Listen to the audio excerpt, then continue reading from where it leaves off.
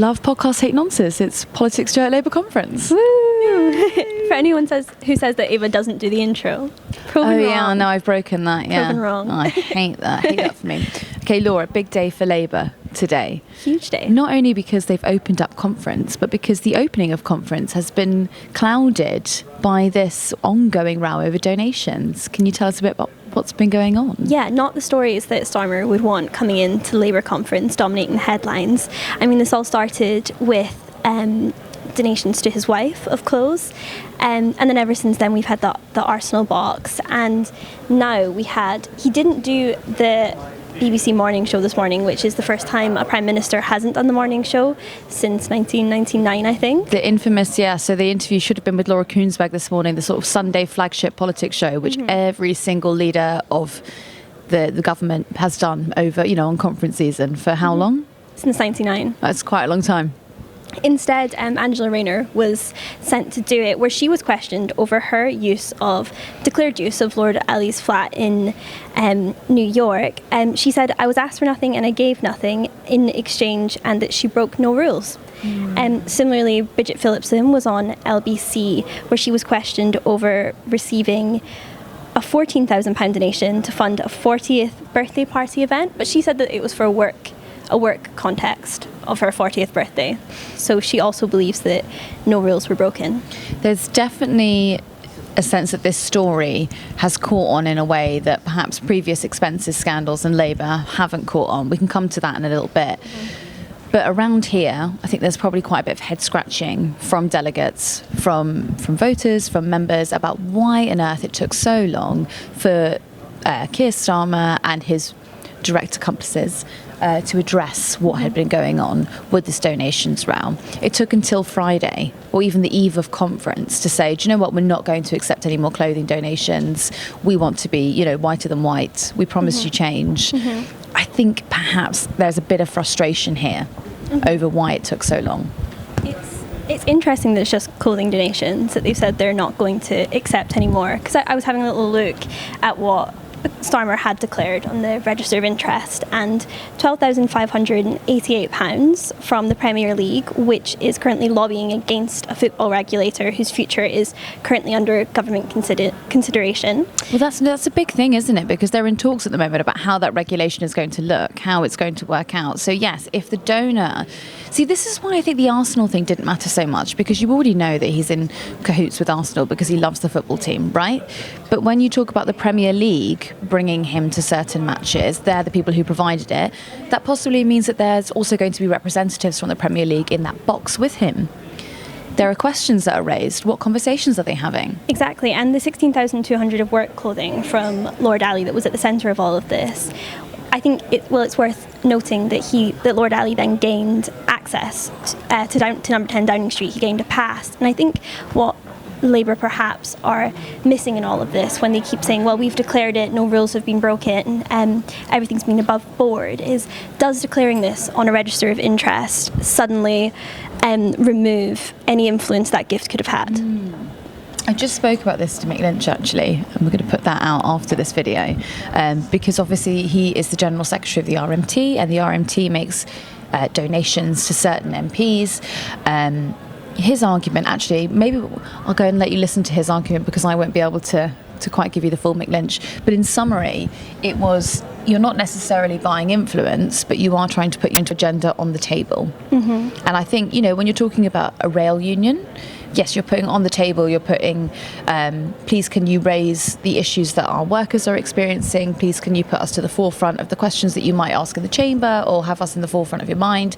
When you're talking about a corporate, someone with corporate interests, a big business, well, what are you looking for there? It's what sort of things are you asking for? That's where it gets tricky. I guess is that the difference then? Is it a union, a charity, versus a private business or someone from the private sector? Is that where you end up having to draw the line? Well, I don't know about drawing a line, but I do think that everything should be transparent. I think, one of the issues... Okay, so if you look back to sort of the Blair government, and you look at the expenses row that engulfed their government quite early on, and there was this one moment where I actually think it took about a decade for this to come out properly, but Bernie Ecclestone, who was the chief of F1. He'd had a meeting with Tony Blair.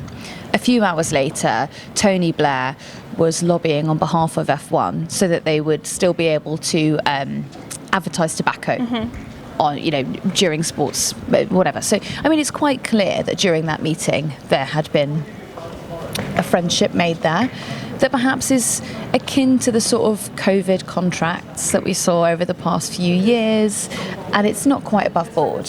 So I wonder if you're going to have a meeting or you're going to enjoy a corporate box with someone like the Premier League or even that real estate firm that he also went with, perhaps you need to declare, or you need a sort of third party who is ensuring that there isn't any government corporate line breached. Do you think we'll hear any more about this story throughout conference? I don't know. Why don't you tell me? You're going to speak to delegates tomorrow, aren't you? I am going to speak to some young Labour members and see if this story's had much impact on how they think about Keir Starmer and how they think about the Labour Party and whose interests it's representing just now. The other story that was kind of dominating headlines coming into this was the winter fuel allowance, which Labour have cut. Can you give us the update and the latest on what we've heard about that today? So today there was a motion that went through. It was tabled by Unite the Union and CWU, the Communication Workers Union. They wanted to have a debate over whether Labour should renege on their plans to cut the winter fuel allowance. And we've seen these sort of votes before go through. I mean, during the Corbyn years, you had a vote on whether Labour would reverse their position about rejoining the EU. They are advisory votes, but they are bad PR, essentially, for an incoming government who would like to push the vision that actually everything's wonderful and that there isn't, no problems boiling away. So they have won that today, that motion. That's going to be on the conference floor tomorrow. It'll be debated, and it's quite likely that conference will vote on Labour reneging on cutting winter fuel allowance. It's simply a bad look for Starmer. Yeah, bad look either way, because either he has to U-turn on one of the first things he's done in government or go against the party members. I mean, Sharon Graham said that the policy was cruel and embarrassing, and the Fire Brigades Union Chief Matt Rack said that it showed the political ineptitude of the Labour government and that the decision would haunt them for years to come. He also criticised the increasing corporatisation of the Labour Party and said that you could see this in the amount of attendees that were corporate lobbyists.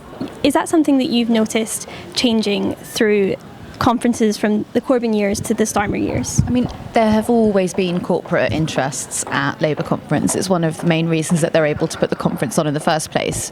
Corporates buy exhibition boxes in the main exhibition hall, and that's essentially how you're able to afford to put this sort of thing on. The change happened last year, though.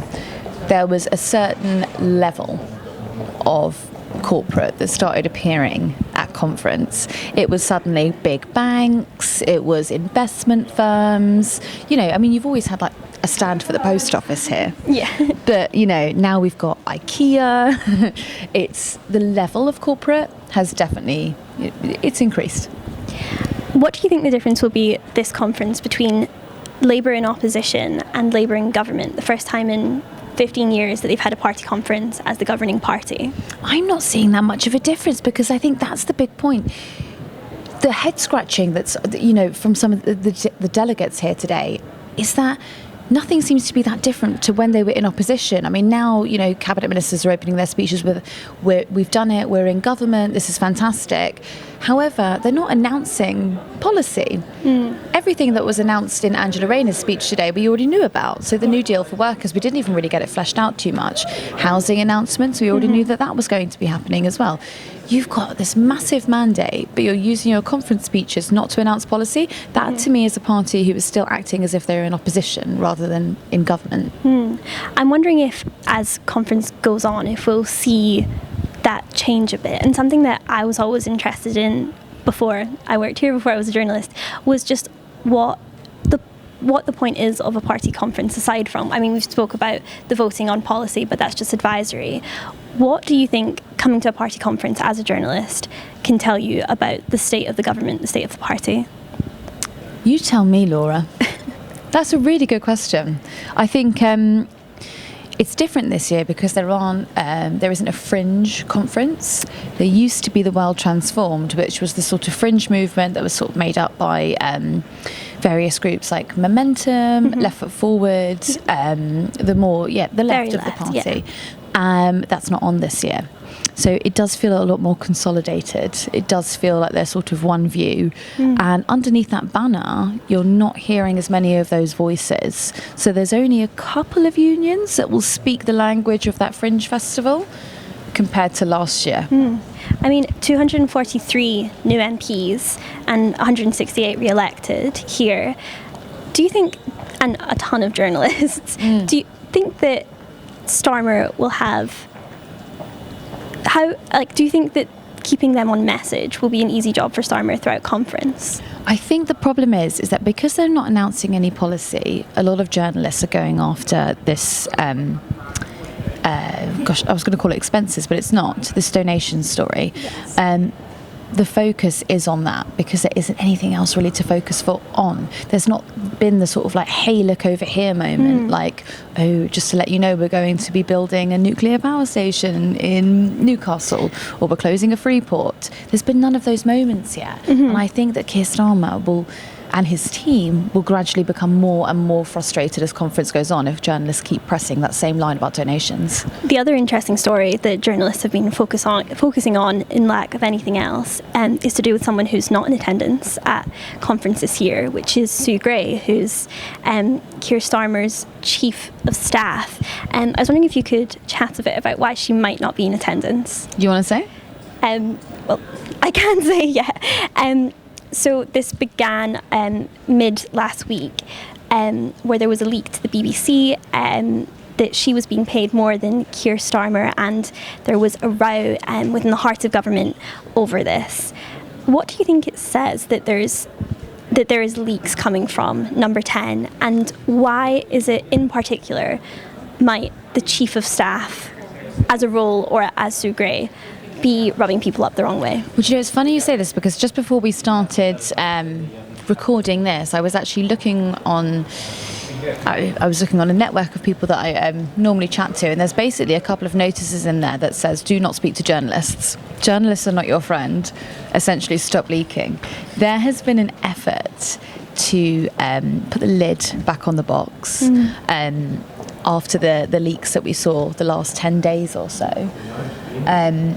It's sort of feeling like the last days of the Conservative government, where people knew that, you know, it sort of became like rats running from a sinking ship, and people were leaking left, right and centre. You couldn't move for leaks. It sort of feels like civil servants are still in that mentality, and perhaps that's why it's continued. But there's the other argument to this, which is it a leak, or has truth come to the surface? Should it be a secret, a state secret, the salary of Keir Starmer's chief of staff, and compared to his prime ministerial salary, or is that something that the people of the country should know about? I think it's also interesting as well because the briefing hasn't really ended, because Bloomberg yesterday were reporting that critics of Sue Gray now expect her to quit after Labour conference as chief of staff. At the same time, the Telegraph is reporting that Simon Case, who's head of the civil service, one of the other figures involved in the kind of heart of government story, is to stand down next month. He's getting a lot of heat for this, isn't he? A lot of the leaks are being blamed on him. And his team.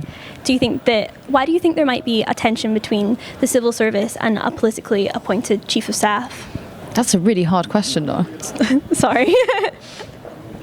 Maybe we can go into it another time in more detail. But I think something that is interesting is a chief of staff is a very, very powerful role under in the British setup, and also that the Prime Minister has power to give them more or less power, so we see them being more influential and less influential. In fact, under Tony Blair, Jonathan Powell had quite an unprecedented unprecedented level of power in how much he was allowed to give directions to the civil service. So I think you do kind of see like a political versus state tension there. But having said that, Powell managed to hold on to the job for 10 years.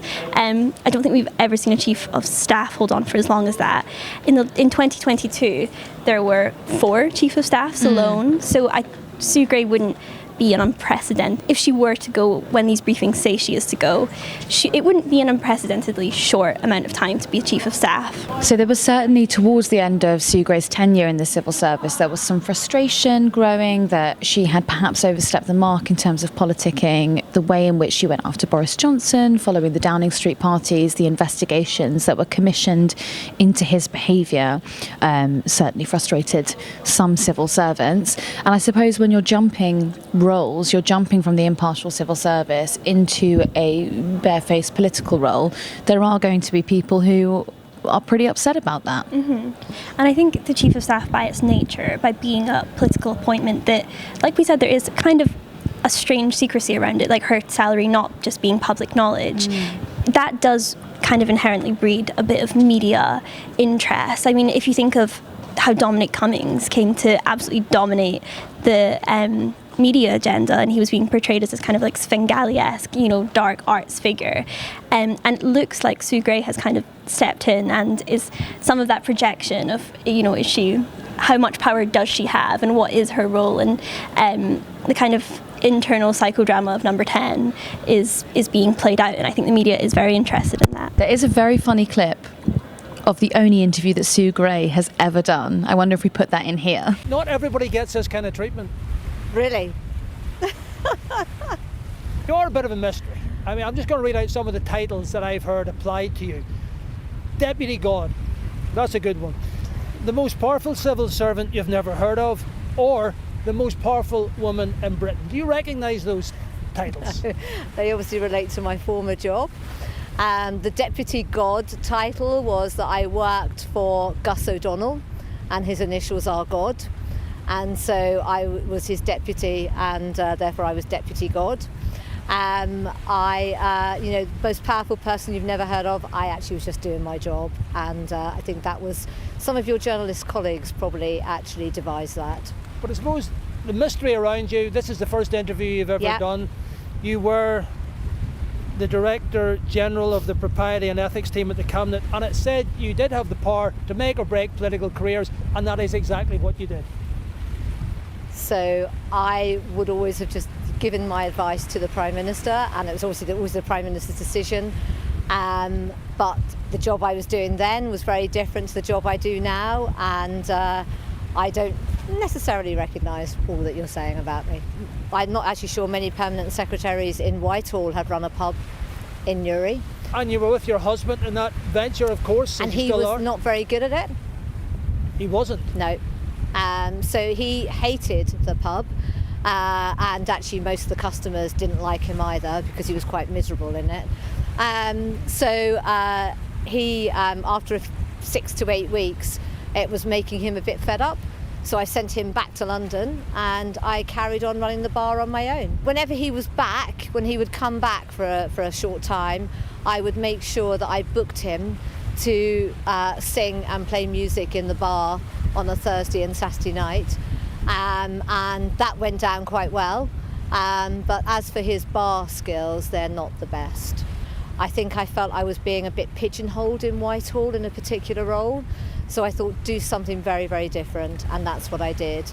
I did go for the head of the civil service job, and I really wanted that job. So I'm going to be completely honest, I was disappointed not to get the job. I really wanted the job, but had to get over it. Why didn't I get the job? I'm not sure I'll ever quite know, but I suspect people may have thought that I am perhaps too much of a challenger or a disruptor. I am both. And perhaps I would bring about, there's going to be too much change. And yes, I wanted to have change. Did you think, you obviously thought the civil service needed change? Yeah, and it needed change. I've even had someone put it to me that you are a spy. I know you've had that put to you. I think if I was a spy, I'd be a pretty poor spy if people are talking about me being a spy. I mean, that's pretty much all we know about Sue Gray. I mean, unless you were outside of, you're inside the inner circle. But you're right about the sort of Svengali characterisation. It's almost like she's Rasputin and she's got the ear of the Prime Minister. And there's definitely, like at the briefings, there's sort of like a nature of evil about her, which I'm not quite sure stands up. Yeah, I mean, there has been some questioning is to how much is kind of media misogyny or sexism playing into the characterization that she's kind of being characterized as just now. Because I mean, if you look at Jonathan Powell, he quite literally wrote a book called The New Machiavelli, which was about power in the Blair years. But he was chief of staff and he did hold a lot of that power. And then the book is a guide to how you keep that power, which is... So we've got to wait for her book. And then we'll find out what the real truth is. But I think that's like the interesting thing about these briefings is we might actually only find out how much of it is true in 5-10 years down the line when these people do write books. Right, okay, well, we'll be back tomorrow. Yeah, we will. Sorry, did you want to say something else? I was just going to ask you what you're looking forward to in the next 3 days. I'm looking forward to doing this podcast tomorrow morning When we're in a better location. Yeah. When we're feeling a bit more comfortable. Yes, me too. And we haven't just got off a train. Yeah. So we'll be back tomorrow morning. Thank you.